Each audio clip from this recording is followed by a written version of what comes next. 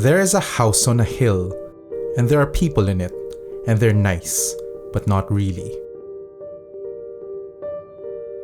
There's a garden, and there they get plenty of sunlight, and it is nice, and they get to sleep there sometimes. There is a house underground, and there are people in it, and they're the first to tell you that they're not very nice. They're con men, grifters, forgers, and imposters. They sit among stink bugs, and they've been there for so long that maybe they've convinced themselves that they really just belong there. There is a rock, and it is a gift, but it is also a burden. And maybe it's a metaphor, but it's also just a rock. Solid and heavy, difficult to lug around, and dangerous in the wrong hands. Some people will tell you that it's supposed to bring wealth, but again, it's also just a rock.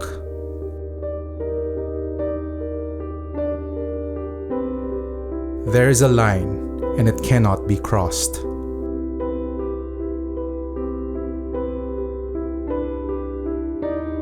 There is a smell, and it comes from the underground. And the people who live in the house on the hill can smell it.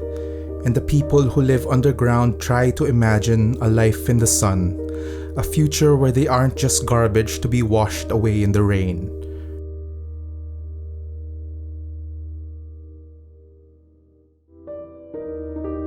But there's a smell that sticks to them, and they know that they can never really belong.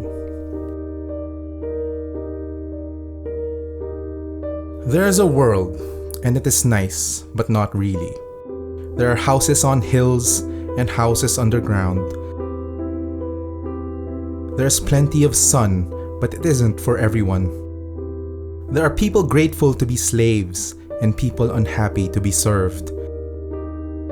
There are systems that we are born into, and they create these lines that cannot be crossed. And we all dream of something better, but we've been living with these lines for so long that we've convinced ourselves that there really isn't anything to be done.